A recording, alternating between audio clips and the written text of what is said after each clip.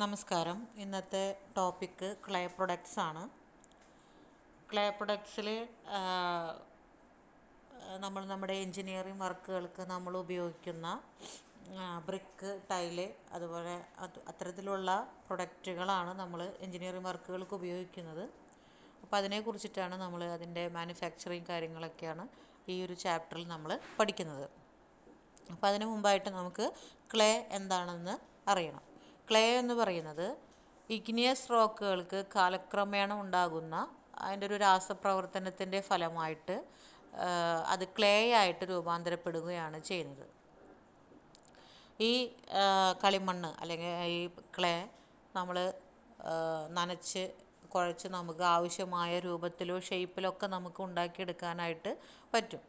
അതിനെ വാർത്തെടുത്ത് അത് മോൾഡ് ചെയ്തെടുക്കാൻ പറ്റും. നമുക്ക് ആ മോൾഡ് ചെയ്തെടുത്ത് ഉണക്കിക്കഴിഞ്ഞാൽ നമുക്ക് ആവശ്യത്തിനുള്ള രൂപങ്ങൾ നമുക്ക് ലഭിക്കും. അതോടൊപ്പം തന്നെ നമുക്കത് ഡ്രൈ ചെയ്തെടുക്കാൻ മാത്രമല്ല, നമുക്ക് ബേൺ ചെയ്തെടുക്കുക കൂടി ചെയ്യാം, ചുട്ടെടുക്കുക കൂടി ചെയ്യാം. അപ്പോൾ ഡ്രൈയിങ്ങിലൂടെ നമുക്കതിനെ പൂർണ്ണമായിട്ടുള്ള ജലാംശം നഷ്ടപ്പെട്ടിട്ടുണ്ടാവില്ല. അപ്പോൾ നമ്മൾ എന്ത് ചെയ്യും, ഈ ബേണിങ് കൂടി ചെയ്യുന്ന സമയത്ത് അത് കുറച്ചുകൂടെ നമുക്ക് ആ മണ്ണിലടങ്ങി ഉള്ള വെള്ളവും കുറച്ചുകൂടെ നമുക്കതിനൊരു എന്താ പറയുക സ്ട്രോങ് ആയിട്ട് ആവുന്ന രീതിയിലേക്ക് അത് രൂപപ്പെടും. ആ ഒരു പ്രൊഡക്റ്റ് കുറച്ചും കൂടെ നമുക്ക് സ്ട്രോങ് ആയ രീതിയിൽ നമുക്ക് ലഭിക്കും. അപ്പോൾ നമുക്ക് അങ്ങനെ ലഭിക്കുന്ന പ്രൊഡക്റ്റുകളൊക്കെയാണ് ബ്രിക്ക്, ടൈല്, അത്തരത്തിലുള്ള പ്രൊഡക്റ്റുകൾ. അതല്ല, കളിമണ്ണ് നമുക്ക് അതിന് വേണ്ടി മാത്രമല്ല ഉപയോഗിക്കുന്നത്, വേറെ പലതരത്തിലുള്ള ഉപയോഗങ്ങളുണ്ട്. നമുക്ക് പാത്രങ്ങൾ ഉണ്ടാക്കാനും ശില്പങ്ങൾ ഉണ്ടാക്കാനും അങ്ങനെ വേറെ പലതരത്തിലുള്ള ഉപയോഗങ്ങൾക്ക് നമ്മളത് ഉപയോഗിക്കുന്നുണ്ട്. എന്നാൽ നമ്മൾ എൻജിനീയറിംഗ് വർക്കിന് നമുക്ക് ബ്രിക്ക്, ടൈല്, ടെറാക്കോട്ട അങ്ങനെയുള്ള പ്രൊഡക്റ്റുകൾ ഉണ്ടാക്കുന്നതിന് വേണ്ടിയിട്ടാണ് നമ്മൾ ക്ലേ ഉപയോഗിക്കുന്നത്. അപ്പം അതിൽ നമുക്ക് ആദ്യമേ തന്നെ പറയുന്നതാണ് ടൈല്. ടൈലിൻ്റെ മാനുഫാക്ചറിങ്, അതുമായി ബന്ധപ്പെട്ട കാര്യങ്ങളാണ് നമ്മൾ ഫസ്റ്റ് പറയുന്നത്. ഇതിൽ പറയുന്നത് ഇതിലിപ്പോൾ നമുക്ക് കില്ലനുകളിൽ ചുട്ടെടുക്കുന്ന, കില്ലൻ എന്ന് പറഞ്ഞാൽ നിങ്ങൾക്കറിയാം, ചൂള, നമ്മളത് മുന്നേ പഠിച്ചിട്ടുള്ളതാണ്. ഈ കില്ലനുകളിൽ ബേൺ ചെയ്തെടുക്കുന്ന പരന്ന ഇഷ്ടികയാണ് നമ്മൾ ടൈലെന്ന് പറയുന്നത്. കില്ലനുകളിൽ ബേൺ ചെയ്തെടുക്കുന്ന പരന്ന ഇഷ്ടികയാണ് നമ്മൾ എന്തെന്ന് പറയുന്നത്, ടൈലെന്ന് പറയുന്നത്. ഈ ടൈലുകൾ രണ്ട് തരത്തിലുണ്ട്. ഏതൊക്കെയാണ്? പാവിങ് ടൈലുകളും അതുപോലെ തന്നെ റൂഫിംഗ് ടൈലുകളും. നമുക്ക് പാവിങ് ടൈൽ എന്ന് പറഞ്ഞു കഴിഞ്ഞാൽ നമുക്ക് ഫ്ലോറിലൊക്കെ യൂസ് ചെയ്യുന്ന ടൈലുകളാണ്. റൂഫിംഗ് ടൈൽ എന്ന് പറഞ്ഞാൽ നമ്മൾ റൂഫിൽ ഉപയോഗിക്കുന്ന ടൈലുകളാണ്. അങ്ങനെ രണ്ട് രീതിയിൽ നമുക്ക് ടൈലുകൾ നമ്മൾ ഉപയോഗിക്കുന്നുണ്ട്.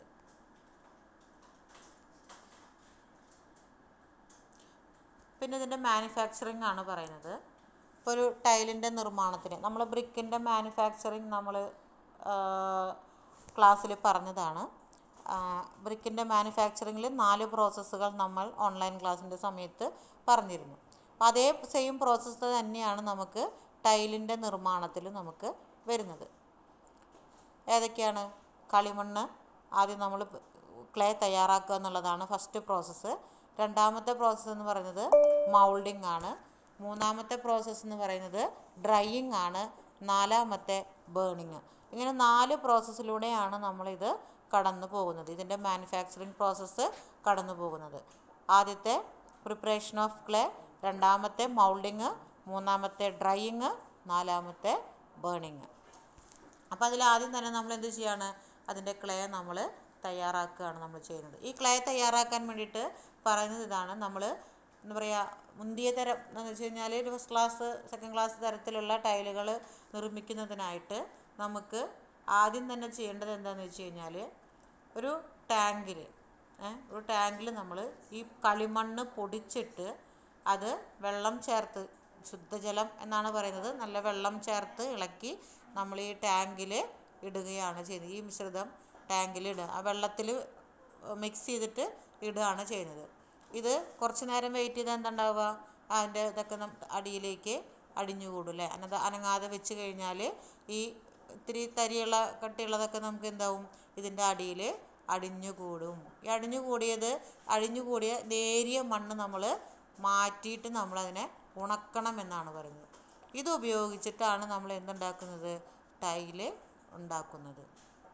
ഈ ടൈലുകൾക്ക് കൂടുതൽ ബലം കിട്ടുന്നതിന് വേണ്ടിയിട്ട് നമ്മൾ എന്ത് ചെയ്യുന്നുണ്ട്, ഈ കളിമണ്ണിനോടൊപ്പം തന്നെ, അതായത് ഈ ക്ലേയോടൊപ്പം തന്നെ നമ്മൾ ഗ്രൗണ്ട് ഗ്ലാസും അതുപോലെ തന്നെ മറ്റ് പോട്ടറി വെയറുകളും നമ്മൾ ചേർക്കുന്നുണ്ട്. അതായത് ഈ മണ്ണുകൊണ്ട് ഉണ്ടാക്കിയിട്ട് ബേൺ ചെയ്തെടുത്ത മറ്റ് പോട്ടറി വെയറുകളും നമ്മൾ ഇതിൻ്റെ കൂടെ ചേർക്കുന്നുണ്ട്. അത് കൂടുതൽ സ്ട്രെങ്ത് കിട്ടാൻ വേണ്ടിയിട്ടാണ് നമ്മളത് ചെയ്യുന്നത്. പിന്നെ അപ്പോൾ അങ്ങനെയാണ് നമ്മളതിൻ്റെ മണ്ണ് തയ്യാറാക്കുന്നത്. ഇനി അതിൻ്റെ മൗൾഡിംഗ് ആണ്. എങ്ങനെയാണ് മൗൾഡിംഗ് നടത്തുന്നത് എന്നാണ്. തയ്യാറാക്കിയ കളിമണ്ണ് ആവശ്യമുള്ള രൂപഭംഗിയിൽ മൗൾഡ് ചെയ്ത് എടുക്കുന്നതിന് നമ്മൾ അച്ചുകൾ, ഈ മൗൾഡുകൾ തന്നെയാണ് ഉപയോഗിക്കുന്നത്. അത് വാർത്തെടുക്കാൻ വേണ്ടിയിട്ട് നമ്മൾ ഉപയോഗിക്കുന്നത് ഏത് ഷേപ്പിലാണോ നമുക്ക് വേണ്ടത് വെച്ചെങ്കിൽ ആ ഷേപ്പിലുള്ള മൗൾഡുകൾ ഉപയോഗിച്ച് നമുക്കതിൽ അത് ഉണ്ടാക്കിയെടുക്കാവുന്നതാണ്. ഈ മൗൾഡ് ആയിട്ട് നമ്മൾ ഉപയോഗിക്കുന്നത് വുഡ് ആണ് നമ്മൾ ഉപയോഗിക്കുന്നത്. മരമാണ് നമ്മൾ ഉപയോഗിക്കുന്നത്. ഈ അച്ചുകൾ ഉണ്ടാക്കാൻ വേണ്ടിയിട്ട്, മൗൾഡുകൾ ഉണ്ടാക്കാൻ വേണ്ടി നമ്മൾ ഉപയോഗിക്കുന്നത് നല്ല മരങ്ങളാണ് നമ്മൾ ഉപയോഗിക്കുന്നത്. ഈ മൗൾഡിനകത്ത് മണ്ണ് നിറച്ച് നല്ല രീതിയിൽ പ്രസ് ചെയ്തിട്ട് അത് ഗ്രൗണ്ടിൽ വെച്ച് നമ്മളതിനെ പൊക്കിയെടുത്ത് അവിടെ വെച്ച് ഡ്രൈയിങ് നടത്തിയെടുത്തിട്ടാണ് നമ്മളിത് ഉണ്ടാക്കി എടുക്കുന്നത്.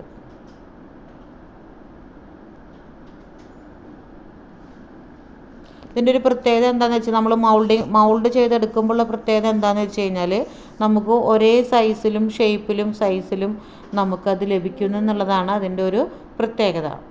ഒരേ അച്ചുകൾ കൊണ്ട് നമ്മൾ നിർമ്മിക്കുന്നത് കൊണ്ട് ഒരേ സൈസിൽ തന്നെ നമുക്കത് ലഭിക്കുന്നു. പിന്നെ അതിൻ്റെ ഡ്രൈയിങ് പ്രോസസ്സാണ് പറയുന്നത്. നമുക്കത് ഈ നമ്മൾ പറഞ്ഞു നേരത്തെ മൗൾഡ് ചെയ്തെടുക്കുന്നു എന്ന് നേരത്തെ പറഞ്ഞു. ഈ മൗൾഡ് ചെയ്തെടുത്ത് നമ്മളതിനെന്ത് ചെയ്യണം, അത് പുറത്തെടുത്ത് അച്ചിൽ നിന്ന് പുറത്തെടുത്ത ടൈലുകൾ ഒന്നിന് മുകളിൽ ഒന്നായിട്ട് അടക്കി വെച്ച് നമ്മളതിനെ ഡ്രൈയിങ് നടത്താനായിട്ട് വെക്കുകയാണ്. 2 ദിവസത്തിന് ശേഷം നമ്മൾ മരത്തിൽ നിർമ്മിച്ച ചുറ്റിക, അതായത് വുഡിൻ്റെ ചുറ്റിക ഉപയോഗിച്ചിട്ട് നമ്മൾ അതിൻ്റെ രൂപങ്ങളൊക്കെ ശരിയാക്കി, അതിൻ്റെ എന്തെങ്കിലും ഷേപ്പിൽ എന്തെങ്കിലും വ്യത്യാസങ്ങളോ കാര്യങ്ങളൊക്കെ ഉണ്ടെങ്കിൽ നമ്മളത് ശരിയാക്കിയിട്ട് കൃത്യമായിട്ട് നല്ല ഷേപ്പിലാക്കിയിട്ട് എടുക്കുന്നു എന്നാണ് പറയുന്നത്. വീണ്ടും നമുക്ക് 2-3 ദിവസം വീണ്ടും നമുക്കത് ഡ്രൈയിങ്ങിന് വെക്കാവുന്നതാണ്. അപ്പോൾ കൂടുതൽ വെയിലോ മഴയോ ഒക്കെ തട്ടിയിട്ട് അത് കൂടുതൽ, അതായത് നല്ല ചൂടും അതുപോലെ തന്നെ ഒരു മഴയൊക്കെ കൊണ്ടു കഴിഞ്ഞാൽ അതിനെന്തെങ്കിലും വിള്ളലുകളൊക്കെ വരാനുള്ള സാധ്യതകൾ കൂടുതലാണ്. അപ്പോൾ അതിനായിട്ട് നമ്മൾ അതിൻ്റെ മുകൾ ഭാഗം ജസ്റ്റ് ഒന്ന് മറച്ച് ഇടേണ്ടതാണ്. അപ്പോൾ ഈ രീതിയിലാണ് നമ്മൾ ഡ്രൈയിങ് നടത്തുന്നത്. പിന്നെ അതിൻ്റെ ബേണിംഗ് ആണ്. ബേണിംഗ് നടത്തുന്നത് നമുക്കറിയാം, കില്ലനുകളിലാണ് നമ്മൾ ബേണിംഗ് നടത്തുന്നത്. അപ്പോൾ അതുപോലെ തന്നെ ഇതും നമ്മൾ കില്ലനിൽ വെച്ചിട്ട് തന്നെയാണ് ബേണിംഗ് നടത്തിയെടുക്കുന്നത്. ഇത് 30,000 മുതൽ 40,000 വരെ ടൈലുകൾ നമ്മൾ ബേൺ ചെയ്തെടുക്കാനുള്ള ഒരു കില്ലൻ എന്ന് പറയുന്നത് സിയാൽകോട്ട് കില്ലൻസാണ് നമ്മൾ അതിന് വേണ്ടിയിട്ട് ഉപയോഗിക്കുന്നത്. സിയാൽകോട്ട് കില്ലൻസാണ് നമ്മൾ ടൈലുകളുടെ ബേണിംഗ് നടത്താൻ വേണ്ടിയിട്ട് ഉപയോഗിക്കുന്ന കില്ലനുകൾ. 1 വേർഡിൽ ചിലപ്പോൾ ചോദിക്കാവുന്നതാണ്, അതൊന്ന് നോട്ട് ചെയ്ത് വച്ചേക്കുക. ഇതാണ് ഒരു ടൈലിൻ്റെ ഒരു മാനുഫാക്ചറിങ് പ്രോസസ്സിൽ മെയിനായിട്ട് വരുന്ന 4 പോയിന്റുകൾ. ഏതൊക്കെയാണ്? പ്രിപ്പറേഷൻ ഓഫ് ക്ലേ, അതുപോലെ തന്നെ മൗൾഡിങ്, അത് കഴിഞ്ഞ് ഡ്രൈയിങ്, പിന്നെ ബേണിങ്. ഇങ്ങനെ 4 പ്രോസസ്സുകളാണ് നമുക്കിതിൽ വരുന്നത്. പിന്നെ നമ്മളോട് ടൈപ്സ് ഓഫ് ടൈൽസ് പറയുന്നുണ്ട്. ടൈലുകൾ എത്ര തരത്തിലുണ്ട് എന്നുള്ളത്. അതിൽ 3 തരത്തിലായിട്ടാണ് പറയുന്നത്. ഒന്നാമത്തെ drain tile, floor or paving tile, roof tile. നമ്മൾ ആദ്യം പറഞ്ഞിരുന്നു 2ആയിട്ടാണ് പ്രധാനമായിട്ട് തിരിച്ചിരിക്കണേ എന്നുള്ളത്. അതിന് പിന്നെ വീണ്ടും 3ആയിട്ടാണ് തിരിച്ചിട്ട് ഡ്രെയിൻ ടൈലും അതുപോലെ തന്നെ ഫ്ലോർ അല്ലെങ്കിൽ പാവിങ് ടൈല്, റൂഫ് ടൈല്, ഇങ്ങനെ 3ആയിട്ട് തിരിച്ചിട്ടുണ്ട്. അല്ല, ഡ്രെയിൻ ടൈൽ എന്ന് പറഞ്ഞു കഴിഞ്ഞാൽ നമുക്കറിയാം, ഡ്രെയിൻ ആക്കാൻ വേണ്ടിയിട്ട് നമ്മൾ ഉപയോഗിക്കുന്നതായിരിക്കും അല്ലേ ഡ്രെയിൻ ടൈൽ എന്ന് പറഞ്ഞു കഴിഞ്ഞാൽ. അപ്പോൾ അതിൻ്റെ പ്രത്യേകത എന്ന് വെച്ച് കഴിഞ്ഞാൽ ഇതിൽ ഹോളുകൾ ഉണ്ടായിരിക്കും. ഇത്തരം ടൈലുകൾക്ക് ഹോളുകൾ ഉണ്ടായിരിക്കും. അതായത് വെള്ളം തങ്ങി നിൽക്കാതെ അടിയിലൂടെ ഊർന്നു പോകുന്നതിന് ആവശ്യമായിട്ടുള്ള ഹോളുകൾ ഇത്തരം ടൈലുകളിൽ നമ്മൾ കൊടുത്തിരിക്കും. ഇത് ചിലപ്പോൾ വൃത്തത്തിലാവാം, അർദ്ധവൃത്തത്തിലോ അല്ലെങ്കിൽ സെഗ്മെൻറ്റ് രൂപത്തിലോ ഒക്കെ നമുക്കിത് ലഭ്യമാണ്. കൂടുതലും വെള്ളം നിൽക്കുന്ന സ്ഥലങ്ങളിലൊക്കെയാണ് നമ്മൾ ഇത്തരത്തിലുള്ള ടൈലുകൾ നമ്മൾ ഉപയോഗിക്കുന്നത്. പിന്നെ ഫ്ലോർ അല്ലെങ്കിൽ പാവിംഗ് ടൈല് 12 മില്ലിമീറ്റർ മുതൽ 50 മില്ലിമീറ്റർ വരെ കനമുള്ള ടൈലുകൾ സ്ക്വയറോ അല്ലെങ്കിൽ ഹെക്സഗണലോ ഈ രൂപത്തിലൊക്കെ നമുക്ക് ലഭിക്കുന്നു. സ്ക്വയർ ടൈലാണെന്നുണ്ടെങ്കിൽ 150 മില്ലിമീറ്റർ മുതൽ 300 മില്ലിമീറ്റർ വരെ സൈസിൽ നമുക്കത് ലഭിക്കുന്നുണ്ട്. കനം കുറഞ്ഞ ഫ്ലോർ ടൈലുകൾ സീലിങ്ങിലും ഉപയോഗിക്കാറുണ്ട്. നമ്മൾ സീലിങ്ങിലും ചൂട് കുറയ്ക്കുന്നതിന് വേണ്ടിയിട്ട് ടൈലുകൾ നമ്മൾ യൂസ് ചെയ്യാറുണ്ട്. ബലം കുറഞ്ഞ ഫ്ലോർ ടൈലുകൾ നമുക്ക് വോളിനും നമ്മൾ ഉപയോഗിക്കാം, ചുമരിലും നമുക്ക് ഉപയോഗിക്കാവുന്നതാണ്. സെറാമിക് ടൈലുകൾക്ക് വില കൂടുതലാണെങ്കിലും അവയ്ക്ക് പല ഗുണങ്ങളുണ്ട്. അവ ചെറുതും തൂക്കം കുറഞ്ഞതുമാകയാൽ നമുക്കത് വിരിക്കാനായിട്ട് അത് നമുക്കത് അതിൻ്റെ കൺസ്ട്രക്ഷന് നമുക്കത് എളുപ്പമാണ്.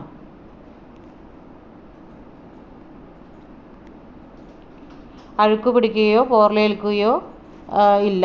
നമുക്കത് പോളിഷും ചെയ്യേണ്ട ആവശ്യമില്ല എന്നാണ് പറയുന്നത്. ഫ്ലോറിംഗ് ഓർ പാവിംഗ് ടൈലുകൾ മഡ് കൊണ്ട്, അതായത് നമ്മൾ ക്ലേ കൊണ്ട് ഉണ്ടാക്കിയിട്ടുള്ള ടൈലുകൾ. പിന്നെയാണ് റൂഫ് ടൈൽ എന്ന് പറയുന്നത്.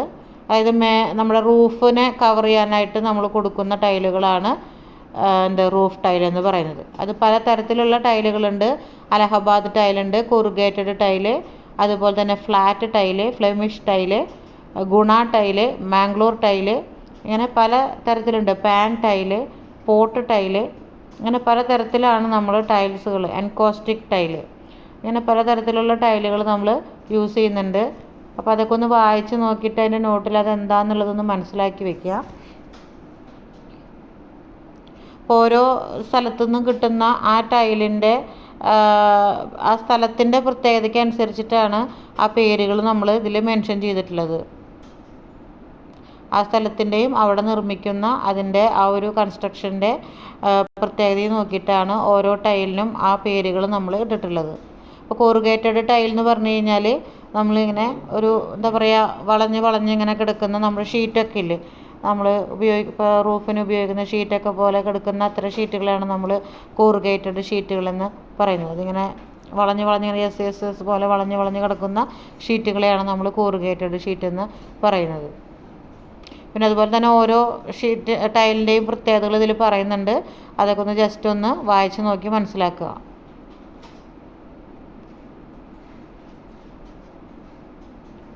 ഇതിൽ എൻകോസ്റ്റിക് ടൈൽ എന്ന് പറഞ്ഞു കഴിഞ്ഞാൽ അതിൻ്റെ പ്രത്യേകത ഇതാണ്. അതായത് നമ്മളിത് ഈ കളിമണ്ണിനോടൊപ്പം തന്നെ നമ്മളതിൽ ഏതെങ്കിലും കളറുകൾ ആഡ് ചെയ്യും, നിറമുള്ള വസ്തുക്കൾ എന്തെങ്കിലും നമ്മളതിൽ ആഡ് ചെയ്യും. അങ്ങനെ ഉണ്ടാക്കുന്നതാണ് എൻകോസ്റ്റിക് ടൈൽ എന്ന് പറയുന്നത്. ഈ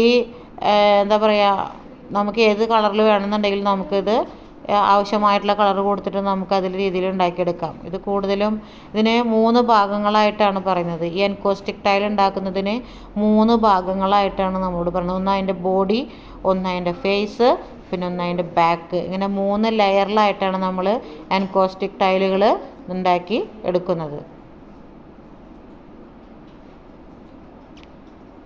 അടുത്താണ് ടെറാക്കോട്ട എന്ന് പറയുന്നത്. എന്താണ് ടെറാക്കോട്ട എന്ന് പറയുന്നത്? ടെറാക്കോട്ട എന്ന് പറഞ്ഞു കഴിഞ്ഞാൽ അതിൻ്റെ മീനിങ് എന്ന് പറഞ്ഞു കഴിഞ്ഞത് ചുട്ടെടുത്ത മണ്ണ് എന്നാണ്. അതായത് ബേക്ക്ഡ് എർത്ത് എന്നാണ് ഈ ടെറാക്കോട്ടയുടെ അർത്ഥം.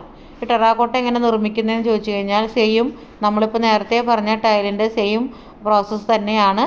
കളിമണ്ണ് തയ്യാറാക്കുന്നു, അത് മൗൾഡ് ചെയ്യുന്നു, ഡ്രൈയിങ് നടത്തുന്നു, അതുപോലെ തന്നെ നമ്മളതിനെ ബേൺ ചെയ്തെടുക്കുന്നു. അപ്പോൾ എങ്ങനെയാണ് നമ്മളതിൻ്റെ മണ്ണ് തയ്യാറാക്കുന്നത് എന്നുള്ളതാണ്. ടെറാക്കോട്ട നിർമ്മാണത്തിന് ഉപയോഗിക്കുന്ന കളിമണ്ണിൽ നമ്മൾ അയോൺ ഓക്സൈഡിൻ്റെ അളവ് നമ്മൾ മറ്റേതിനൊക്കെ നമ്മൾ ഓരോ അളവുകൾ പറഞ്ഞിട്ടുണ്ടായിരുന്നില്ലേ ബ്രിക്കിൻ്റെയൊക്കെ നിർമ്മാണത്തിൽ.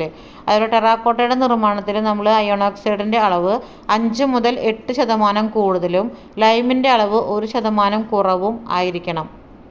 അലുമിന അടങ്ങിയ പലതരം കളിമണ്ണ് മിശ്രിതത്തോടൊപ്പം നമ്മൾ സാൻഡും ഗ്രൗണ്ട് ഗ്ലാസും അതുപോലെ തന്നെ പഴയ ടെറാക്കോട്ട തുടങ്ങിയവ പൊടിച്ച് ചേർത്തും ഈ മണ്ണ് നമ്മൾ തയ്യാറാക്കുന്നുണ്ട് എന്നാണ് പറയുന്നത്. എങ്ങനെയാണ് തയ്യാറാക്കുന്നത്? നമ്മളതിൽ ബ്രിക്ക് എർത്ത് തയ്യാറാക്കുന്നതിൻ്റെ കാര്യം നമ്മൾ പറയുമ്പോൾ നമ്മൾ 5%ഒക്കെയാണ് നമ്മളതിൽ ഉപയോഗിക്കുന്നത് അല്ലേ. ഇതിലെന്താ പറയണത്? 5 മുതൽ 8% കൂടുതലാണ് നമ്മൾ ഉപയോഗിക്കുന്നത് അയൺ ഓക്സൈഡ്. മറ്റേൽ അയോൺ ഓക്സൈഡ് നമ്മൾ വളരെ ചെറിയ അളവിൽ ചേർക്കുന്നതെന്നേ ഉള്ളൂ, കാരണം ആ ബ്രിക്കിനെ കളർ കിട്ടാൻ വേണ്ടിയിട്ട്. അപ്പോൾ ഇതിൽ നമ്മൾ 5 മുതൽ 8% കൂടുതൽ ചേർക്കുന്നുണ്ട്. അതുപോലെ ലൈമിൻ്റെ അളവ് 1% കുറവാണ് പറയുന്നത്. പിന്നെ അലൂമിനിയം അടങ്ങിയിട്ടുള്ള പലതരം കളിമണ്ണ് മിക്സിനോടൊപ്പം നമ്മൾ വേറെ എന്തുകൂടെ ചേർക്കുന്നുണ്ട്, സാൻഡ് ചേർക്കുന്നുണ്ട്. അതായത് പൂഴി എന്ന് പറയുന്നത് സാൻഡിനെയാണ്. ഗ്രൗണ്ട് ഗ്ലാസ് ചേർക്കുന്നുണ്ട്. അതുപോലെ തന്നെ പഴയ ടെറാക്കോട്ട, അതായത് പഴയ നമ്മൾ ബേൺ ചെയ്തെടുത്തിട്ടുള്ള പോട്ടറി ഐറ്റംസുകൾ എന്തെങ്കിലും ഉണ്ടെന്നുണ്ടെങ്കിൽ പഴയ ടെറാക്കോട്ട പോലുള്ള അതും നമ്മൾ പൊടിച്ചിട്ട് ഈ മണ്ണിൻ്റെ കൂടെ നമ്മൾ മിക്സ് ചെയ്യുന്നുണ്ട്. അത് മണ്ണ്, കല്ല്, മറ്റു മാലിന്യങ്ങളൊക്കെ നീക്കം ചെയ്ത ശേഷം നേരിയ തരികളായിട്ട് പൊട്ടിച്ചെടുക്കുന്നു. ആവശ്യത്തിന് വെള്ളം ചേർത്ത് കളിമണ്ണ് മിശ്രിതം ഏതാനും ദിവസങ്ങൾ നനഞ്ഞ നിലയിൽ നമ്മളതിനെ സൂക്ഷിച്ചു വയ്ക്കുന്നു. അതിനുശേഷം പഗ്മില്ലിൽ അമർത്തി നമുക്കത് മൗൾഡിങ്ങിന് തയ്യാറാക്കാം. നിറം കൊടുക്കാനുള്ള വസ്തുക്കൾ ചേർക്കുന്നത് ഈ ഘട്ടത്തിലാണ്. അപ്പോൾ നമ്മൾ ഈ നേരത്തെ പറഞ്ഞ കല്ലുകളും മറ്റ് സംഭവങ്ങളൊക്കെ അതിൻ്റെ അകത്തുള്ളതൊക്കെ നീക്കം ചെയ്ത് നമ്മളതിനെ വൃത്തിയാക്കിയതിന് ശേഷം നമ്മളതിൽ വെള്ളം ഒഴിച്ചിട്ട് കുറച്ച് ദിവസം വയ്ക്കുകയാണ് ചെയ്യണത്. നനഞ്ഞ അവസ്ഥയിൽ സൂക്ഷിച്ച് വയ്ക്കുന്നു. ഈ സൂക്ഷിച്ച് വെച്ചതിന് ശേഷം അപ്പോൾ അതെന്താവും, കുതിർന്ന് പോവില്ലേ. അപ്പോൾ ആ കുതിർന്ന് വന്നതിന് ശേഷം നമ്മളത് പഗ്മില്ലിലിട്ടിട്ട് നമ്മളതിനെ പ്രസ് ചെയ്ത് ഒന്ന് കുഴച്ച് അതിനെ സ്മൂത്താക്കിയിട്ട് എടുക്കുന്നു. ആ സമയത്താണ് നമ്മളിതിൽ എന്ത് ചേർക്കുന്നത്, നമുക്ക് എൻകോസ്റ്റിക് വേണമെന്നുണ്ടെങ്കിൽ ആവശ്യത്തിനുള്ള കളറുകളൊക്കെ നമ്മൾ ചേർക്കുന്നത് ഈ പഗ്മില്ലിലിട്ടിട്ട് മിക്സ് ചെയ്യുന്ന സമയത്താണ്. അപ്പോൾ നമ്മളതിനെ മണ്ണ് തയ്യാറാക്കി അതിന് ശേഷം നമ്മൾ എന്ത് ചെയ്യുന്നു, മൗൾഡിങ് കൊടുക്കുന്നു അല്ലേ, വാർത്തെടുക്കുന്നു. തയ്യാറാക്കിയ കളിമണ്ണ് ആവശ്യമുള്ള രൂപം നൽകാനുള്ള മൗൾഡിൽ നമ്മൾ നിറയ്ക്കുന്നു. പ്ലാസ്റ്റർ ഓഫ് പാരീസ് അല്ലെങ്കിൽ സിങ്ക് നിർമ്മിതമാണ് ഇത്തരത്തിലുള്ള മൗൾഡുകൾ. പിന്നെന്താണ് പറയണത്, ഡ്രൈയിങ് ആണ് പറയുന്നത്. കളിമണ്ണ് നിറച്ച അച്ചുകൾ ഏതാനും ദിവസങ്ങൾ നമ്മൾ എന്ത് ചെയ്യണം, ഉണക്കാൻ വെക്കുന്നു. അതിനുശേഷം ഈ ടെറാക്കോട്ട അച്ചിൽ നിന്നും പുറത്തെടുത്തിട്ട് നമ്മൾ ഏതെങ്കിലും ഷെഡിലോ മുറിയിലോ നമ്മളിവിടെ ഉണക്കാനായിട്ട് വയ്ക്കും. അടുത്താണ് ബേണിംഗ്. ബേണിംഗ് നടത്തുന്നത് മഫിൾ ഫർണസുകളിലാണ് നമ്മൾ ഈ ഡ്രൈയിങ് നടത്തിയ ടെറാക്കോട്ട നമ്മൾ ചുട്ടെടുക്കുന്നത്. അപ്പോൾ ഈ പേരുകളൊക്കെ ഒന്ന് ഓർത്ത് വയ്ക്കുക. നേരത്തെ നമ്മൾ ടൈലിന് നമ്മൾ ബേണിംഗ് നടത്തുന്നത് എവിടെയാണ്, സിയാൽകോട്ട് കില്ലനുകളിലാണ്. പക്ഷേ ടെറാക്കോട്ട നമ്മൾ ബേണിംഗ് നടത്തുന്നത് മഫിൾ ഫർണസുകളിലാണ് നമ്മൾ ഇതിനെ ബേണിംഗ് നടത്തുന്നത്. വസ്തുക്കളും ഇന്ധനവുമായി ബന്ധപ്പെടാതെയാണ് ഈ ഫർണസ് പ്രവർത്തിക്കുന്നത്. വസ്തുക്കൾ നിരത്തിവെച്ച ശേഷം ചൂളയുടെ ടെമ്പറേച്ചർ ഏതാണ്ട് 1200 ഡിഗ്രി സെൽഷ്യസിൽ നമ്മളതിൻ്റെ ചൂട് കൊടുക്കുന്നുണ്ട്.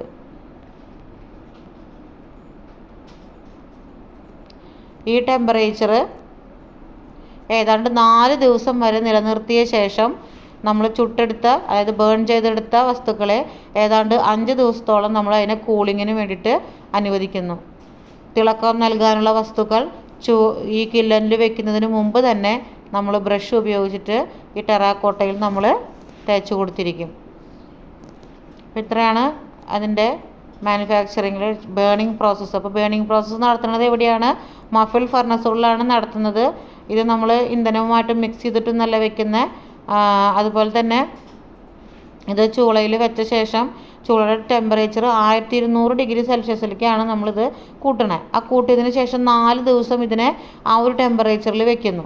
അതിനുശേഷം 5 ദിവസം നമ്മൾ വീണ്ടും അതിനെ കൂളിങ്ങിന് വേണ്ടി വെക്കുന്നു. അതിനുശേഷമാണ് നമ്മളിത് പുറത്തേക്ക് എടുത്തിട്ട് നമ്മൾ ഉപയോഗിക്കുന്നത്. ഇനിയിപ്പോൾ ഇതിലെന്തെങ്കിലും എൻകോസ്റ്റിക്കായിട്ട് ഉപയോഗിക്കണം എന്നുണ്ടെങ്കിൽ നമുക്കതിൽ തിളക്കമുള്ള എന്തെങ്കിലും അതിൽ ചേർക്കണം എന്നുണ്ടെങ്കിൽ നമുക്ക് ഈ സമയത്ത് അത്, അതായത് ബേണിങ്ങിന് വെക്കുന്നതിന് മുമ്പ് തന്നെ നമുക്കത് തേച്ച് കൊടുത്തിട്ട് വേണം നമ്മളത് വെക്കാനായിട്ട്. അടുത്ത ടൈപ്സ് ഓഫ് ടെറാക്കോട്ട. താഴെ പറയുന്ന 2 തരം ടെറാക്കോട്ടകളുണ്ട്. ഒന്ന് പോറസ് ടെറാക്കോട്ടയും അതുപോലെ തന്നെ പോളിഷ്ഡ് ടെറാക്കോട്ടയും. അതെന്താണെന്നുള്ളത് ജസ്റ്റ് വായിച്ച് മനസ്സിലാക്കി വെക്കുക. ടെറാക്കോട്ടയുടെ ഗുണങ്ങൾ പറയുന്നുണ്ട്. അത് ഉറപ്പുള്ളതും ഈട് നിൽക്കുന്നതുമായ ഒരു വസ്തുവാണ് ടെറാക്കോട്ട. പല നിറങ്ങളിൽ നമുക്ക് ലഭിക്കുന്നുണ്ട്. അതുപോലെ തന്നെ രൂപപ്പെടുത്തിയ കല്ലുകളേക്കാൾ നമുക്കത് വില കുറഞ്ഞതാണ്. കാരണം ഡ്രസ്സിങ് നടത്തുമ്പോൾ നമുക്കതിന് പൈസ കൂടുതലായിട്ടാണ് വരിക. അതുപോലെ തന്നെ എളുപ്പത്തിൽ വൃത്തിയാക്കാൻ പറ്റും. അതുപോലെ ഇഷ്ടമുള്ള രൂപത്തിൽ നമുക്കത് ഉണ്ടാക്കിയെടുക്കാനായിട്ട് പറ്റും. പിന്നെ നമുക്കതിനെ ബേൺ ചെയ്തെടുക്കുന്നത് കൊണ്ട് തന്നെ നമുക്കതിന് എന്തുണ്ടായിരിക്കും, ഫയർ റെസിസ്റ്റൻസ് കൂടുതലായിരിക്കും. പിന്നെ RCC ജോലികൾക്ക് നമുക്ക് ഉപയോഗിക്കാം. പിന്നെ ഇതിന് വെയിറ്റ് ലോസ് ആണ്. പിന്നെ ആസിഡുകളെയും പലതരത്തിലുള്ള പ്രതികൂല കാലാവസ്ഥയും തരണം ചെയ്യാനുള്ള കഴിവ് ആർക്കുണ്ട്? ഈ ടെറാക്കോട്ട കൊണ്ട് നിർമ്മിച്ച പ്രൊഡക്റ്റുകൾക്ക് ഉണ്ട്. പിന്നെ ഇതിൽ പറയുന്നതാണ് എർത്തൻ വയറും സ്റ്റോൺ വയറും, പോർസലൈൻ ഗ്ലേസിങ്. അതിൽ എർത്തൻ വയർ എന്ന് പറഞ്ഞു കഴിഞ്ഞാൽ നമ്മൾ കളിമണ്ണാൽ നിർമ്മിച്ച് ഒരു കുറഞ്ഞ ടെമ്പറേച്ചറിൽ ബേൺ ചെയ്തെടുത്ത ശേഷം സാവധാനം തണുക്കാൻ അനുവദിച്ചുണ്ടാകുന്ന പ്രൊഡക്റ്റുകൾക്കാണ് നമ്മൾ എർത്തൺ വയർ എന്ന് പറയുന്നത്. അതായത് കളിമണ്ണ് കൊണ്ട് തന്നെയാണ് ഉണ്ടാക്കുന്നത്, പക്ഷെ അതിനെ കുറഞ്ഞ ടെമ്പറേച്ചറിലാണ് നമ്മളതിനെ ബേൺ ചെയ്ത് എടുക്കുന്നത്. അതുപോലെ തന്നെ അത് കൂളിംഗ് ആവാനും നമ്മൾ സാവധാനത്തിൽ തന്നെ അത് കൂളിംഗ് ആക്കി എടുക്കുന്ന അത്തരം പ്രൊഡക്റ്റുകൾക്കാണ് നമ്മൾ എന്ത് പറയുന്നത്? എർത്തൺ വയർ എന്ന് പറയുന്നത്. കളിമണ്ണ് ആവശ്യമുള്ളത്ര പൂഴിയും പോട്ടറിയുമായിട്ട് ചേർക്കുന്നു. ഇത്തരം വസ്തുക്കൾ ചേർക്കുന്നത് ഉണങ്ങുമ്പോഴും ചുടുമ്പോഴും ഉണ്ടാകുന്ന ചുരുങ്ങലിനെ തടയുന്നു എന്നുള്ളതാണ്. അതായത് നമ്മൾ ഈ കളിമണ്ണിൽ എന്തൊക്കെ ചേർക്കുന്നുണ്ട്? സാൻഡും അതുപോലെ തന്നെ പോട്ടറി, നേരത്തെ പറഞ്ഞ പോലെ നമ്മൾ പാത്രങ്ങളൊക്കെ ഉണ്ടാക്കില്ലേ, അത് ഉണ്ടാക്കിയതിന് ശേഷം അത് എന്താ പറയുക, വീണ്ടും നമ്മൾ പൊടിച്ചിട്ട് വീണ്ടും ഇതിൽ ചേർക്കുന്നു എന്നാണ് പറയുന്നത്. ഇത്തരം വസ്തുക്കൾ ചേർക്കുന്നത് ഇത് എന്തിനാണ് ഇങ്ങനെ ചേർക്കുന്നതെന്നും കൂടി പറയുന്നുണ്ട്. എന്താ, നമ്മളിത് ഡ്രൈ ചെയ്യുക അല്ലെങ്കിൽ ഡ്രൈ നടത്തുമ്പോഴോ അല്ലെങ്കിൽ ബേണിങ് നടത്തുമ്പോൾ ഇത് ചുരുങ്ങാനുള്ള സാധ്യതയുണ്ട്. അപ്പോൾ അതിനെ ഇല്ലാതാക്കുന്നതിന് വേണ്ടിയിട്ട് അല്ലെങ്കിൽ ആ ചുരുങ്ങലിനെ ഇല്ലാതാക്കാൻ വേണ്ടിയിട്ടാണ് നമ്മൾ എന്ത് കൊടുക്കുന്നത്? ഈ പോട്ടറി വസ്തുക്കളും അതുപോലെ തന്നെ പൂഴിയും ഒക്കെ നമ്മളിതിൽ പൊടിച്ച് ചേർക്കുന്നത്.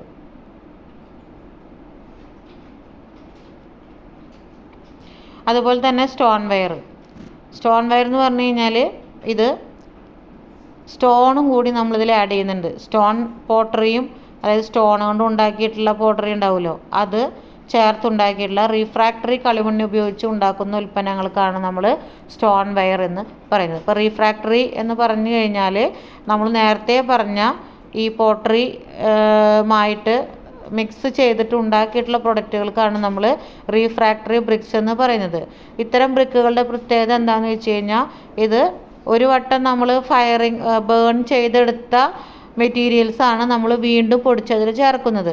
അതുകൊണ്ട് തന്നെയാണ് പിന്നെ വീണ്ടും നമ്മളിതിനെ ബേൺ ചെയ്തെടുക്കുന്നത്. അപ്പോൾ അതുകൊണ്ട് തന്നെ ഇതിനെ ഫയറിനെ റെസിസ്റ്റൻസ് ചെയ്യാനുള്ള പവർ കൂടുതലായിരിക്കും ഇത്തരം മെറ്റീരിയലുകൾക്ക്. അപ്പോൾ അതിനെയാണ് നമ്മൾ റീഫ്രാക്ടറി ബ്രിക്സ് എന്ന്. വീണ്ടും നമ്മൾ ചെയ്യണതല്ലേ, ഒരിക്കൽ ബേൺ ചെയ്തെടുത്തിട്ട് വീണ്ടും അത് പൊടിച്ച് ചേർത്തിട്ട് വീണ്ടും ഉണ്ടാക്കുന്നില്ലേ. അപ്പോൾ അതുകൊണ്ടാണ് നമ്മളതിനെ റീഫ്രാക്ടറി ബ്രിക്സ് എന്ന് നമ്മൾ പറയുന്നത്. അപ്പോൾ ഈ റീഫ്രാക്ടറി മെറ്റീരിയൽസും കളിമണ്ണും, അതായത് ക്ലേയും നമ്മുടെ സ്റ്റോൺ പോട്ടറിയും ചേർത്ത് മിക്സ് ചെയ്ത് ഉണ്ടാക്കുന്നതാണ് എന്ത്? സ്റ്റോൺ വയർ എന്ന് പറയുന്നത്.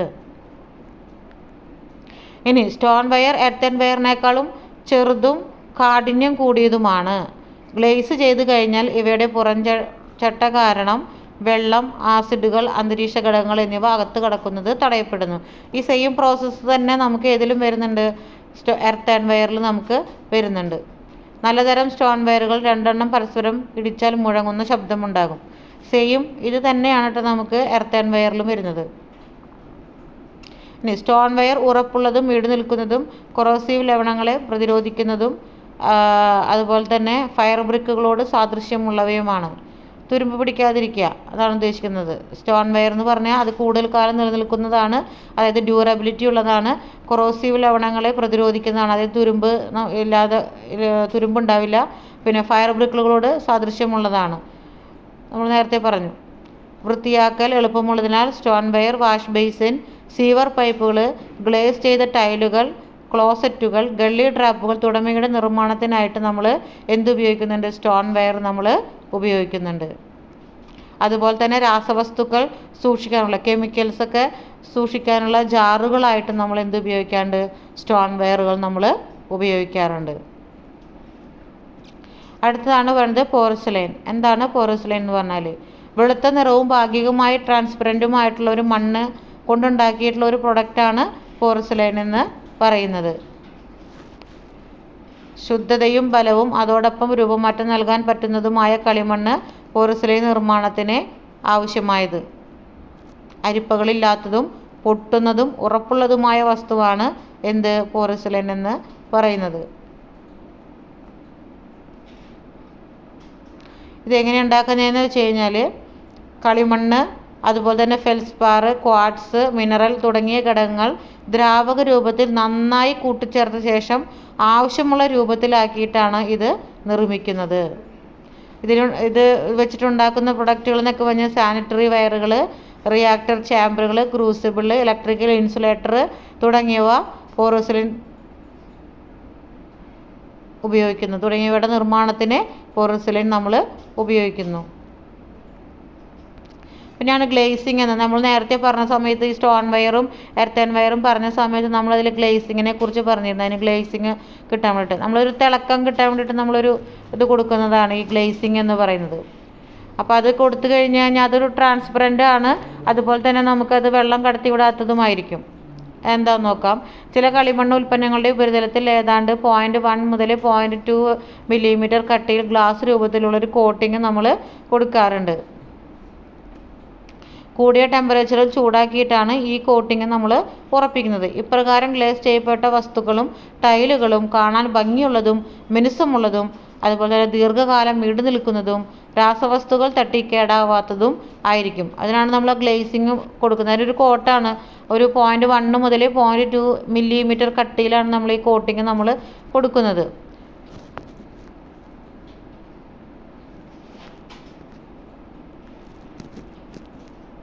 ഇനിയിപ്പോൾ കളറുള്ള ട്രാൻസ്പെറൻ്റ് അല്ലാത്ത കളറുള്ള ഗ്ലേസിങ് ലഭിക്കണമെങ്കിൽ ലോഹങ്ങളുടെ ഓക്സൈഡുകളും മറ്റു വസ്തുക്കളും നമ്മൾ ഉപയോഗിക്കുന്നുണ്ട്. കോപ്പർ ഓക്സൈഡ് പച്ച നിറവും അയൺ ഓക്സൈഡ് തവിട്ട് നിറവും നൽകുന്നു. ട്രാൻസ്പെറൻ്റ് ഗ്ലേസിങ്, ഒപ്പേക്ക് ഗ്ലേസിങ് എന്നിങ്ങനെ 2 തരം ഗ്ലേസിങ് നമ്മളോട് പറയുന്നുണ്ട്. ഇപ്പോൾ താഴെ അതിൽ കൊടുത്തിട്ടുണ്ട്, അതെന്താണെന്നുള്ളത് വായിച്ച് മനസ്സിലാക്കുക. അപ്പോൾ നമുക്ക് ഈ ചാപ്റ്ററിൽ ഏറ്റവും ഇമ്പോർട്ടൻ്റ് ആയിട്ട് വരുന്ന ഭാഗമെന്ന് പറയുന്നത് ഇതിൻ്റെ ടൈലിൻ്റെ മാനുഫാക്ചറിങ് ആണ്. പിന്നെ terracotta, stone wire, earthen wire, ഇത്തരം ഭാഗത്തു നിന്നാണ് നമുക്ക് ഇതിൽ നിന്ന് സാധാരണ ചോദ്യങ്ങൾ വരാറുള്ളത്. അപ്പോൾ ടൈലിൻ്റെ മാനുഫാക്ചറും അതുപോലെ തന്നെ ടെറാക്കോട്ട എന്താണെന്നുള്ളതും പിന്നെ സ്റ്റോൺ വയർ, എർത്തൻ വയർ എന്താണെന്നുള്ളത് മനസ്സിലാക്കി വെക്കുക. ഇത്ര അങ്ങോട്ട് ഇമ്പോർട്ടൻ്റ് അല്ലാത്തത് കൊണ്ടാണ് ഞാനിതിനെ ഈ ഒരു രീതിയിലേക്ക് പറഞ്ഞു പോയത് കേട്ടോ. ഈ പറഞ്ഞ ക്വസ്റ്റ്യൻസുകൾ മാത്രം നിങ്ങളൊന്ന് വായിച്ച് മനസ്സിലാക്കി വയ്ക്കുക. Okay, thank you.